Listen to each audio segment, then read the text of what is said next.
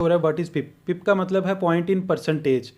Forex trading में जब भी आप किसी पेयर की प्राइस मूवमेंट को डिस्कस करते हैं तो आप उसके लिए एक वर्ड यूज़ करते हैं या सुनते हैं पिप। आज इस वीडियो में मैं आपको बताऊंगा कि पिप क्या होता है, कैसे आप पिप्स को आइडेंटिफाई कर सकते हैं डिफरेंट करेंसी पेयर्स में, मेटल्स में, उन सब में। पिप का मतलब है पॉइंट इन परसेंटेज। जो फॉरेक्स ट्रेडिंग है इसमें जो प्राइस की मूवमेंट होती है वो पॉइंट्स में होती है। अगर इसके बारे में आप देखेंगे क्रिप्टो को तो वहाँ पे परसेंटेज में प्राइस की मूवमेंट्स होती है, यानी कि XRP की प्राइस 10% गेन हो गई है, 10% डाउन हो गई। इसमें पिप्स को आइडेंटिफाई करने के लिए इसकी दो टाइप्स हैं। फर्स्ट टाइप वो है जिसमें डेसिमल के बाद, यानी ये पॉइंट के बाद जिनमें 2 डिजिट्स आ रहे हैं, ये 95.75। ये जो पॉइंट के बाद जो सेकंड डिजिट होगा ये आपका फर्स्ट पिप होगा, एक पिप होगा।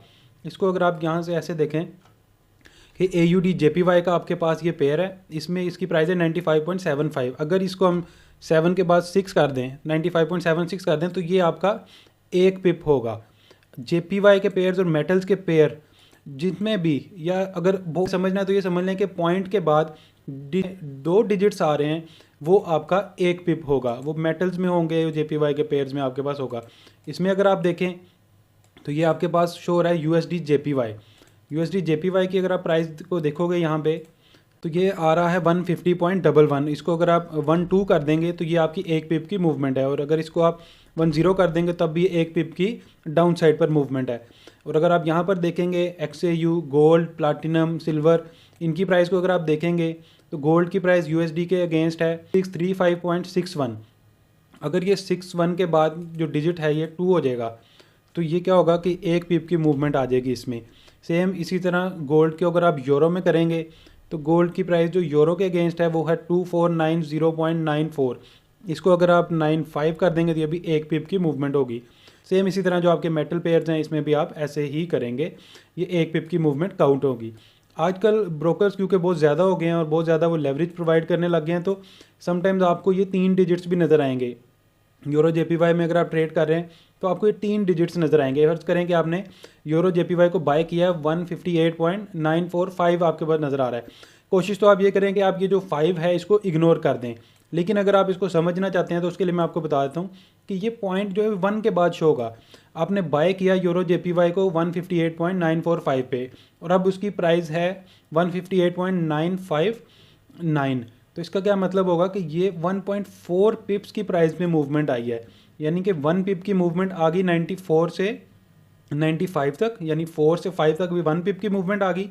और ये जो उसके बाद ये जो सेंट्स का मूव है 5 से 9 तक, ये जो 4 है ये आपके पिप के सेंट है, यानी कि 4 सेंट पिप का भी जो है, एक पिप का भी जो है वो फोर्थ पार्ट जो है वो यहाँ पे आपको मूवमेंट शो हो रही है। लेकिन आप इसको अगर अवॉइड करेंगे तो वो ज़्यादा बेहतर है, अदरवाइज़ आप कॉम्प्लिकेटेड करेंगे।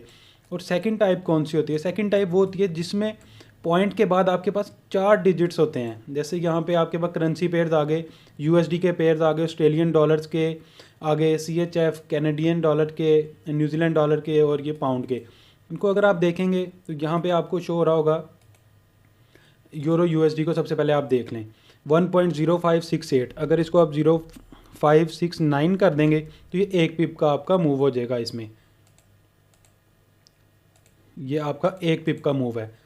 इसी तरह अगर आप इस पॉइंट को जाएंगे, यूरो ऑस्ट्रेलियन डॉलर को अगर आप जाके करते हैं, इसको अगर आप 5 कर देंगे तो एक पिप का डाउन साइड पर मूव है। इसी तरह आप NZD CHF को अगर आप करते हैं, इसको आप 6 करेंगे, ये भी आपका एक पिप का अप साइड पर मूव है।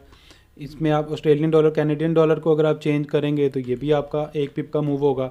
सेम इसी तरह आप इसमें ऑस्ट्रेलियन डॉलर NZD को कर सकते हैं, यूरो GBP पाउंड को अगर आप करेंगे तो ये भी आपके, ये सब एक पिप के आपके मूव होंगे।